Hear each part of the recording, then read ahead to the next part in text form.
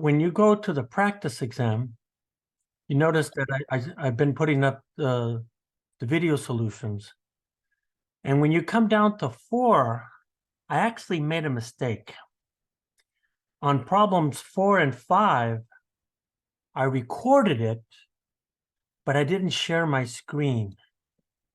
So I'm going to have to, I recorded the work energy, re-recorded the work energy theorem approach to this video, but I haven't done the conservation of mechanical energy. And I have these solutions, but I didn't record them. I mean, I recorded them, but you don't see my actual written solutions. So this is going to be a little bit later. Now, note that you have until tomorrow night at midnight to turn in the exam. But I just wanted to tell you that I did do them, but I just did an idiot move and not actually doing that, right the first time. So I'm going to go in, look at this guy here. Let me make sure I'm sharing the screen right. You should be seeing my screen, example 7.3. And so what I want to do here is that afterwards, I want to go in and I want to talk about what do I see, at the end of this semester as we're coming in here. And I think that we should have a candid talk about how I'm going to be doing grading and what should it look like. Okay, let's talk about this example. So in this example, we're going to only use conservation of mechanical energy. And the reason why we can use conservation of mechanical energy is that I'm going to make my system. So how do I choose my system?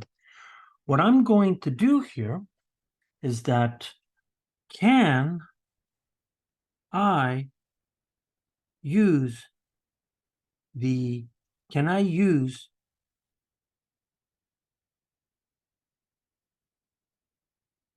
conservation of mechanical energy?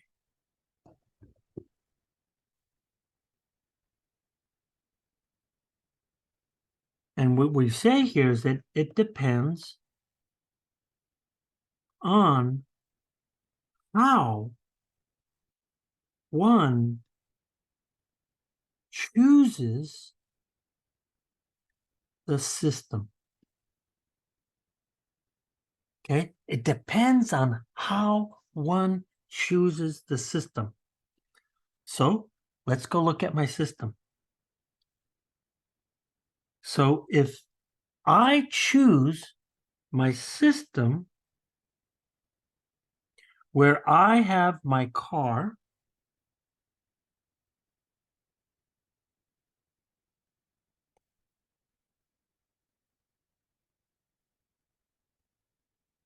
like this.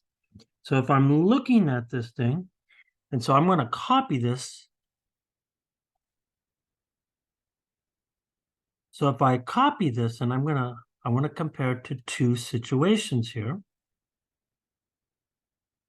So if I choose my system to be the car, so if my system equals the car, then what do I know about the possible forces? Well, one, the force of gravity is outside of the car. So right away, that's an external force. And if it's an external force, that means it's going to change the kinetic energy of this car. And another thing here that we should think about here is that we also have a normal force. Actually, let's not do red. Let's do blue. I have a normal force. That's also external. But the thing that we want to pay attention to here is that my displacement is going to be in this direction here. So when I look at the displacement of the normal, you're going to see that the So when I start to look at this thing, I'm going to look at the network.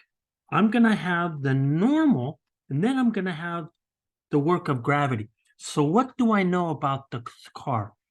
Well, at some point, this car is going to go up the incline. So when I look at the incline, you're going to see two things. The normal will always be perpendicular to the displacement.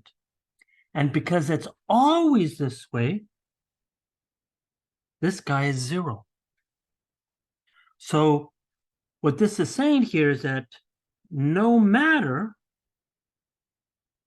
how the car travels, this is always the case.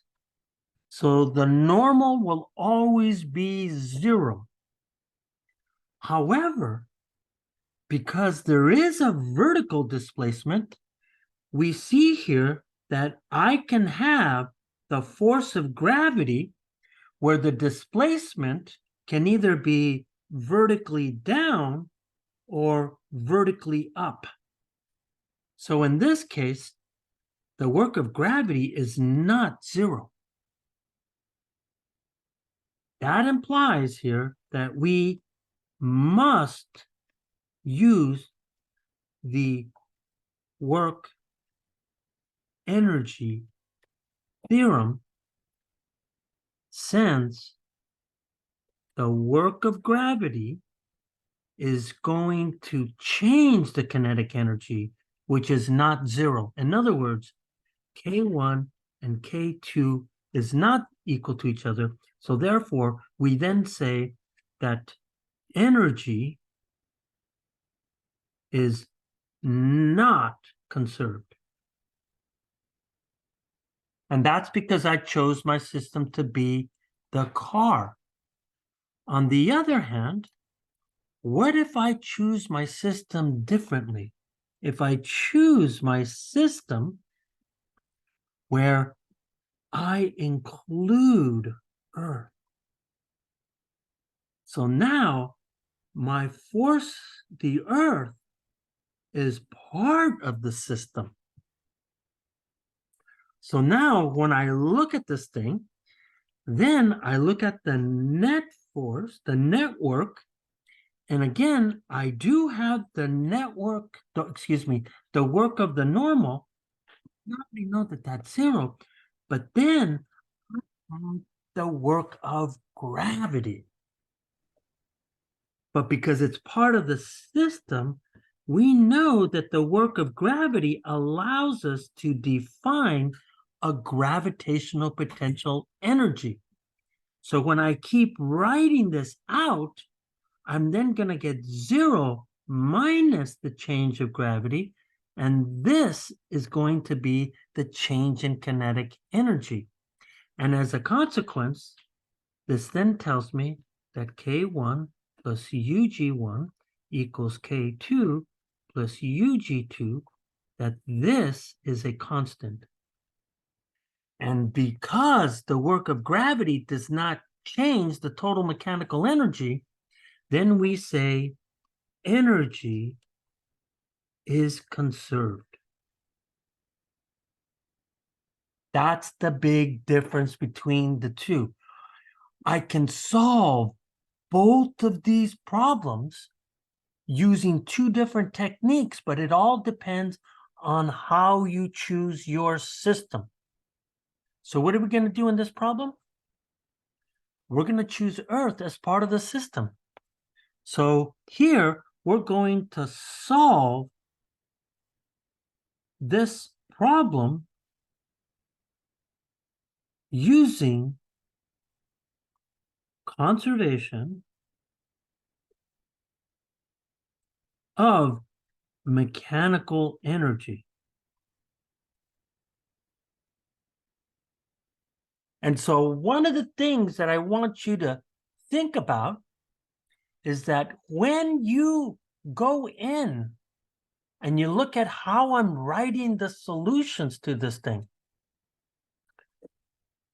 This is what I want you to pay attention to, is that when you look at those solutions here, look at the solution for example 3. You can see that I'm solving these problems 2 different ways. Some of these problems, you have to use the work energy theorem. I would say that if there is friction, that implies you must use work energy theorem. You can only use mechanical energy, right? You can only do mechanical energy if your system includes only the force of gravity and you have a spring force. If you have any other force, you can't use conservation of mechanical energy. So that being said, let's go look at this problem here. So when I look at this question, what does it read? It says I have a 1,500 kilogram car. It's approaching a hill at 10 meters per second when it suddenly runs out of gas. Can the car make it to the top of the hill by coasting? So we're really trying to answer the question, can the car go up a height of 5 meters? So now let's set this up. So what you're seeing here is that there's 2 parts to the problem. There's the problem of just getting up to the hill. So let's go look at that. And I'm going to break this up into 2 pieces here. So can the car make it up the hill? That's the question that we're trying to answer. So what am I going to do here? Well, I'm going to look at my picture. So when I look at my picture, I imagine that I have a flat surface. Now the car is going to see this hill. So the car starts off here. And all we know about this car is that it is coasting. That there are no external forces acting on this car. And so this car now has a certain speed, right? It has a certain speed, which we're going to call V1, and it's now moving at a constant speed of 10 meters per second. And so the question that we're asking here is that if I take an image of this cart and put it up here, can it make it up to the top? So now we start to look at, we need to define certain things. So at this point, I can choose. So I'm going to call this, because I want to know these 2 endpoints, I'm going to call this state 1, and I'm going to call this energy state 2. And according to this, in order for me to solve these things, I have to, because my system includes the Earth, then mechanical energy is conserved here. So in order to get up this hill, what has to happen? So from a bar diagram image, we have 2 possible situations. So we're going to say that this is the ground level right here. So if I have a car, okay, and it has, you know what, I'm going to move this up a little bit higher because I want the space. So now what I'm going to do here is that I'm going to imagine that I have one scenario where the total energy of the car is going to be this kinetic energy at 0.1. It has that amount of kinetic energy. Now, in order to get up to the hill, I see here that I have to overcome this amount of gravitational potential at this point right here. So look at that kinetic energy. That kinetic energy is higher than the potential energy. So that means right here, I'm going to have left over a tiny bit of kinetic energy. So what I'm seeing here is that I'm going to call this situation 1. Here, what we're seeing here is that the kinetic energy is higher than the gravitational potential energy at 2 plus the kinetic energy at 2. So if this is the case, then the car makes it up to the top. Oh, there you go. What? Go ahead.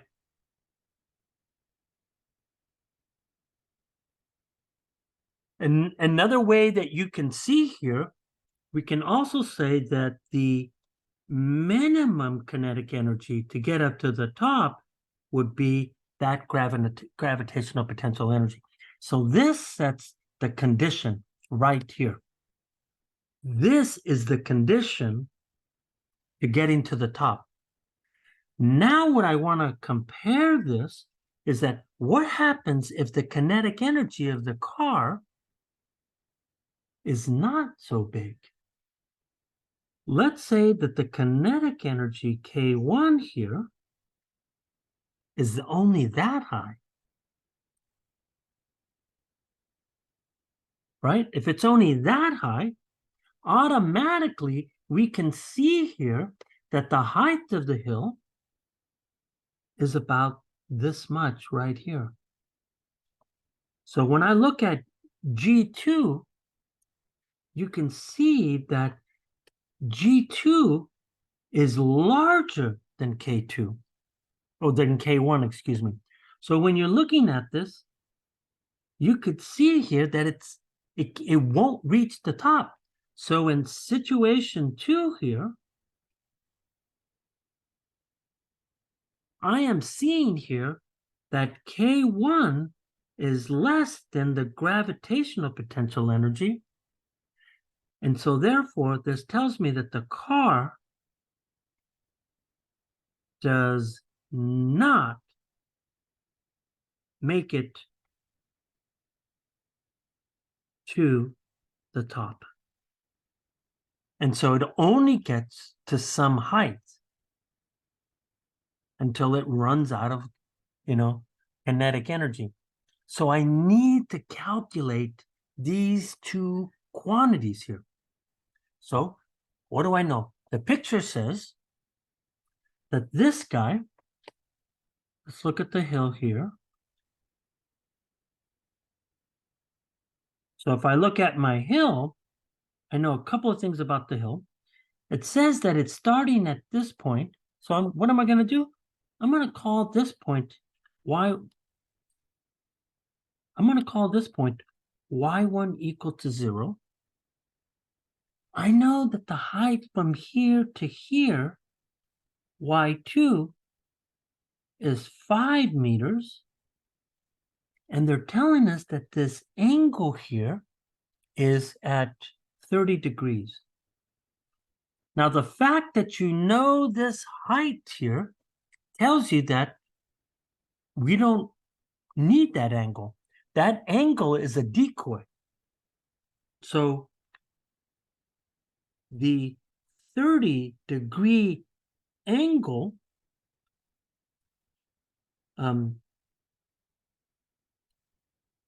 is a decoy and only there to confuse you. Now, if we had the length of the ramp, then you need that 30 degrees. But here, it's just telling you what the height is. So that means here is that I have to compare two quantities, right? We must calculate K1 min and UG2 to compare them. That is it situation 1 or 2? That's what we're trying to figure out. So let's go do that. So the first thing that I'm going to do is I'm going to calculate K1. So K1 minimum, or just K1, I should say. K1, when I look at K1, it has to be equal to 1/2 the mass times V1 squared. So if I now start putting in my numbers, I know that the mass is 1,500 kilograms. I know that the velocity is 10 meters per second. So if I punch these numbers in here, I'm going to get 1/2 times 1,500 kilograms. And then I'm going to get 10 meters per second squared. I'm going to get a value that reads 7.5 times 10 to the 4 joules, which is also 75 kilojoules for the kinetic energy of the car. So now I know what the kinetic energy of the car is. Now I want to compare that to the gravitational potential energy. So the gravitational potential energy at 2 has to be mg y2. We already know what the mass is, but they tell us that the height here is 5 meters. So if I plug in this number, it's then going to read 1,500 kilograms times 9.81 meters per second squared times 5 meters. So if I compute this number, I get 7.4 times 10 to the 4 joules, which is the same as 74 kilojoules. And that's going to be the gravitational potential energy right there. So clearly, by comparing these two, since K1 which is equal to 75 kilojoules, is greater than the gravitational potential of 74 kilojoules, the car has enough energy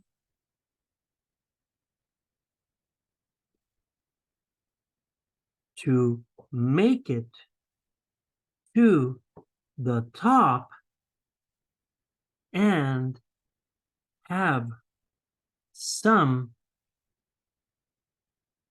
left over kinetic energy too, which we don't know what it is, but we can figure it out. Okay, so we know that that has to be the case. So In other words, this is situation 2. That means this is our picture right here. Right? That's what we have right here. We have situation 2 right here. This is our picture. So you can see here that we could add this pretty quickly. So from the picture here, right, conservation of mechanical energy then says that the energy at 1 must be equal to the energy at 2. So then this tells me that I have K1 equals K2 plus UG2. Now that means here is that I can solve for K2, which will be K1 minus UG2. And in this case, you can see here that this is going to be 75 minus 74 kilojoules. You know what? I think I'm going to bring this down.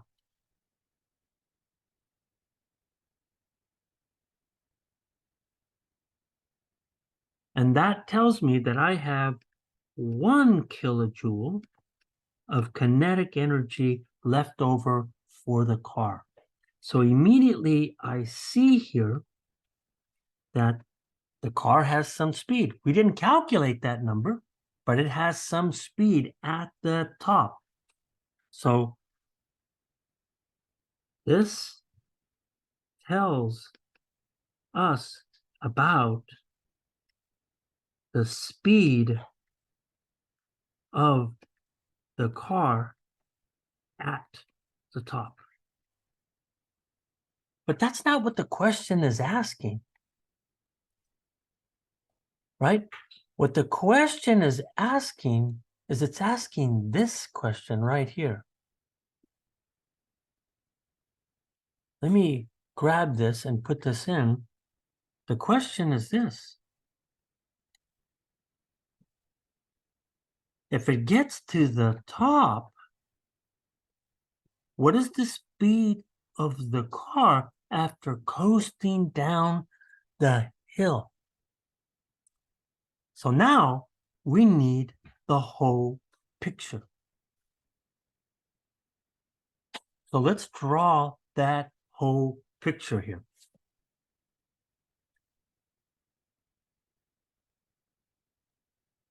Now we need the full picture of the problem. So in this picture here, we know that the car, let's see, can I still this image up here? I think I want this image here. I'm going to take this and I'm going to modify this. So I'm going to paste this guy up here. And I think that's good enough right there. So what I'm going to do here is that I'm going to do this here. So the first thing that I want to do is that I want to take some labels off because we don't care about the top anymore. Because what it's telling us is that this car now then heads downhill and then gets down here. So if I look at this thing, here, let me copy this again. So here's where the car is going to get, somewhere down here. And so we know that it has some speed right here. And we called that V2 earlier, but we didn't calculate it. But now what I'm going to do is that I'm going to say that it's now going to go over the top. And so now it's going to come all the way down. So the question is, what do I actually see? So there's a couple of things that we need to think about. What we said earlier here is that we chose our ground to be 0 right here. The question is, do we want to keep that? And I don't have an answer for you. I would think that it would be more convenient if we did the following thing. So picture-wise, we know that this height from here to here is another 5 meters to go from there to there. So when I'm looking at the full height of the car, it might be more useful to actually change what we mean by y equal to 0. And I'm going to say that right here, I'm going to choose y3 to be equal to 0. So no, I have changed that. So when you're looking at this thing, that means that this car right here at state 1, that has a height of 5 meters now. So if I was to choose my bar diagram again, how would I look at this bar diagram? Well, let's draw this the following way.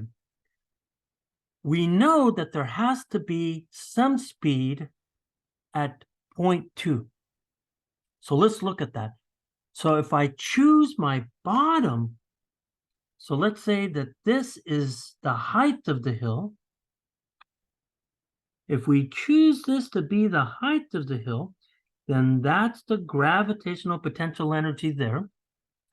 And then I'm going to say that I have to have a little bit of speed at the top here. And that's going to be kinetic energy too. So that means that the total kinetic energy at 0.1 had to be this amount. And according to conservation of energy, this quantity has to be fixed. Now, what you're seeing here is that if I choose, oh my gosh, I'm wrong. That picture is wrong. Okay, that is not correct anymore. Now, why is this not correct? Since we have changed the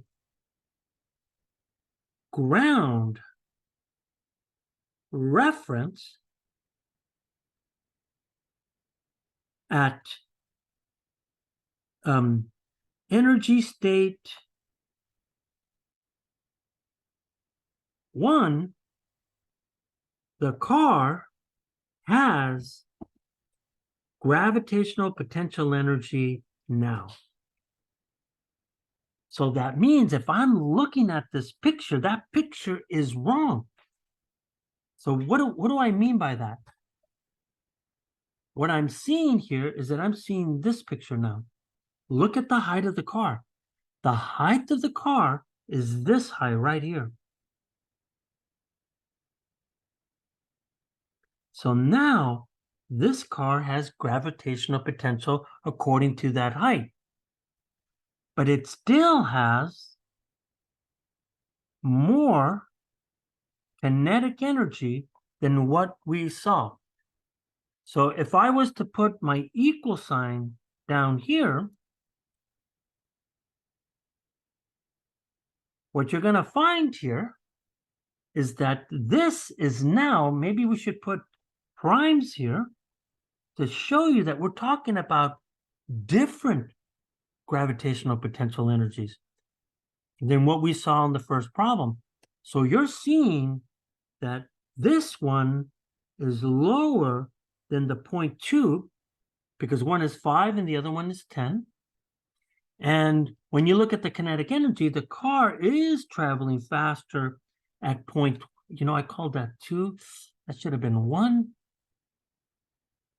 is traveling faster than at point 2. So when I get all the way down to state 3 here, what you're seeing here is that now the gravitational potential energy at 3 is now 0 because that's what we're calling the ground. So now all of this has to be associated with the kinetic energy at 3.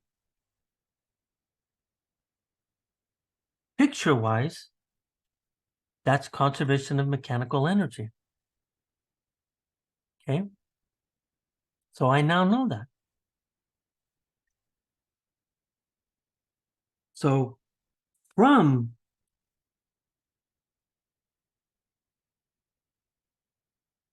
the bar diagram, we have our equation. And it says here that I could talk about kinetic energy 1 or energy 1. I can talk about energy 2, and I can talk about energy 3 all in the same line. It doesn't matter which one we look at. So what I really see here is that we are only interested in going from state 1 to state 3. So in other words, we are only interested in going from state 1 to state 3. So when I look at this thing from the bar diagram, we could then say that these energies cannot be diminished. They have to be the same. So therefore, this has to be K1 plus UG prime 1 equals K3 plus UG3. But we've already shown here that this is 0 because we changed our reference here. So now if I start to write the details of this guy, we want to solve for K3. So here we go. So now this is the same as writing out the details now. This is 1/2 mv1 squared plus mg y1 prime. And then this will be 1/2 mv3 squared. Now note, if you look at our system here, the only force in our system that we talked about was the force of gravity. Now, because the only force is the force of gravity, all masses will always cancel. So now what you're seeing here is that this,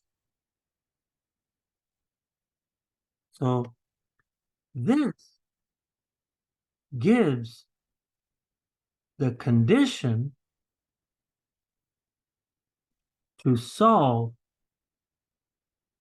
for V3. There's no other way you can solve for V3. So now let's do the algebra. So now we want to isolate V3. So I'm going to multiply both sides by 2. So then I'm going to get V3 squared. So then I'm going to have V1 squared plus 2g y1 prime. And then because V3 is squared, I got to take the square root. So what do we know? We know that V1 is 10 meters per second. We know that y1 prime is 5 meters. So then I just got to put the values in. So if I put my values in here, then I'm going to get 10 meters per second squared plus 2g, which is 9.81 meters per second squared times my height change, which is 5 meters. And then I got to take the square root of this guy. And if I compute that, I get a value of 14 meters per second, which is equal to V3. So the key thing about this example here is that it actually gives a higher speed. So if I compare